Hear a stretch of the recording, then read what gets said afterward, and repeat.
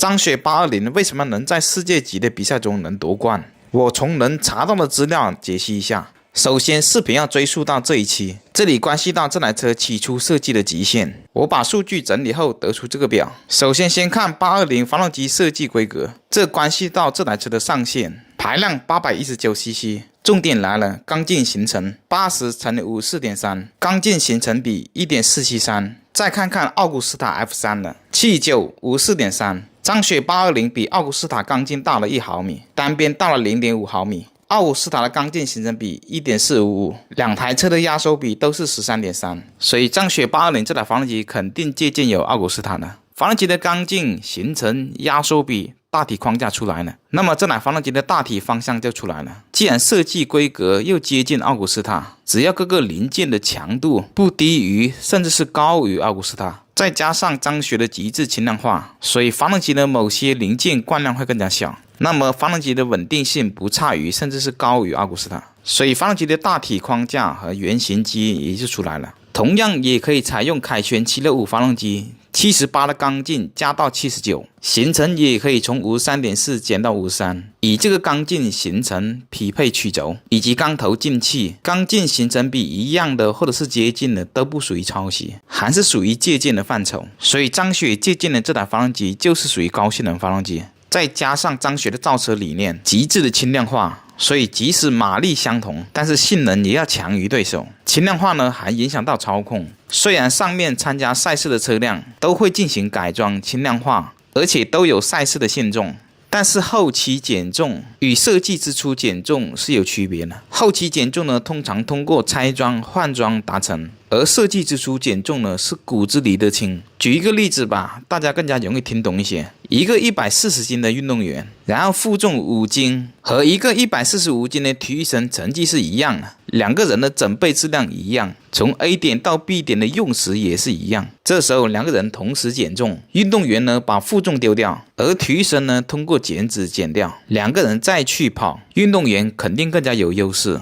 因为运动员或者是820，他骨子里要更加轻。好，现在说重点，820为什么能夺冠？首先是组委会低估了中国品牌的实力。来，我们看一下这张表格，每一款或者是每一台参赛的车辆都会有赛规的限制，因为参赛的车辆排量不同，缸数不同，功率、扭矩、转速、车重都不同，在那么多变量的情况下，怎样才能统一让他们同台竞技呢？首先，大家最容易理解的就是车重，这个车重必须要算上车手的重量。雅马哈的 R9 和杜卡迪的 V2 排量最大，所以车与车手被限制在244公斤，其余的都在239公斤。接下来就是车辆转速的限制，本田 CBR600 双 R 转速限到16800，而川崎的 6R 636转速限制到16400，雅马哈的 R9 限制到11500。张雪的820转速限制到14200，奥古斯塔 F3 800 14500。这些车辆不仅有转速的限制，而且还有进气的限制，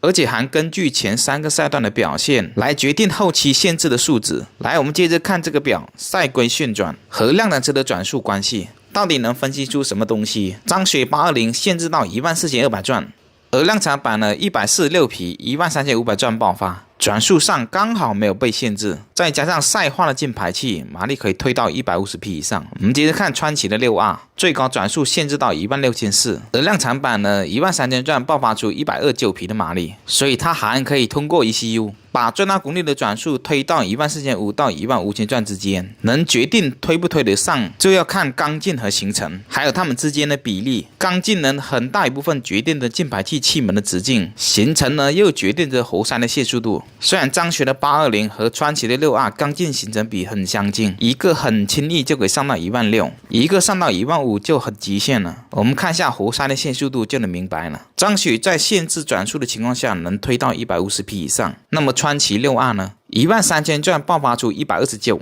再把它推高1500转，转速提高了 11.5%。按照这个 11.5 的倍率，129匹也提升到了144匹左右，再加上赛化进排气、赛油，也能推到147、148。所以这个缸劲行程比很大一部分决定于高转速的进气效率，也就是高转速能不能推得上。奥古斯塔 F3 这台呢正常发挥，杜卡迪 V2 呢，老款的是955排量，10750转就爆发出155匹的马力，而新款呢890的排量。排量降了65cc， 降幅为 7.3%。按照155匹算，155匹降幅 7.3%， 也有144匹，但是给的市售版已经降到了120匹。好，现在问题来了，市售版的马力在120匹，那么赛用要提升到145匹以上才有竞争力。市售的硬件能不能撑得了提升那么多呢？会不会爆掉呢？这个就很难说了。接下来看凯旋的765，12000转的最大功率，赛事给的线转是14400，所以它最大功率的转速同样还可以再压榨1200转到1500转之间，马力呢也能推到145匹以上。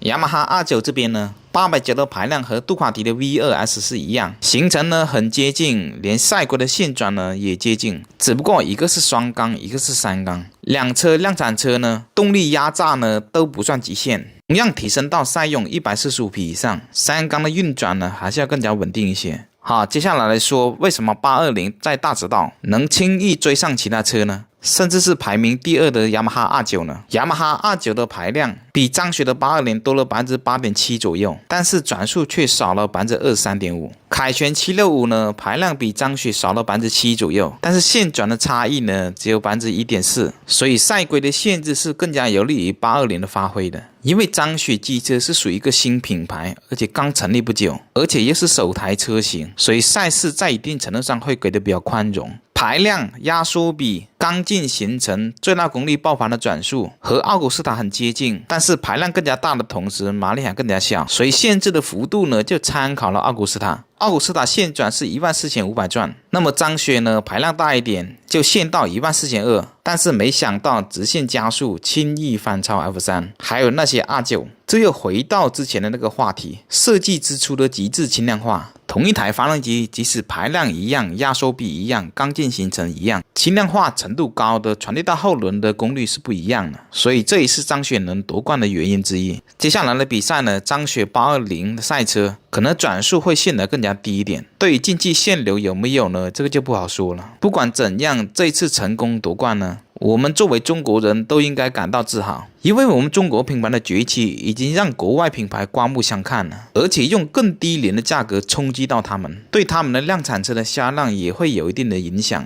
张雪品牌的成功呢，它车型的定位很精准，因为它是一个新成立的品牌，产品并没有选择均衡去做，而是往极端去做，因为它知道做均衡的产品是很难和春风、无极、钱江这些资金雄厚的品牌抗衡的，所以它只能走极端，赌一把，要么成，要么败。接下来呢，又回到一个比较现实的问题，赛事呢是非常烧钱的，名次好呢可以得到比较多的赞助还有融资，但是最终呢还是要靠销量来维持这个品牌的生存。 KTM 呢就是一个很好的例子。不管怎样，我们还是给中国品牌加油，中国是一个学习能力非常强而且不甘落后的国家，相信不过多久会有越来越多的中国品牌会参与到国际的赛事上面，和那些一线品牌竞争。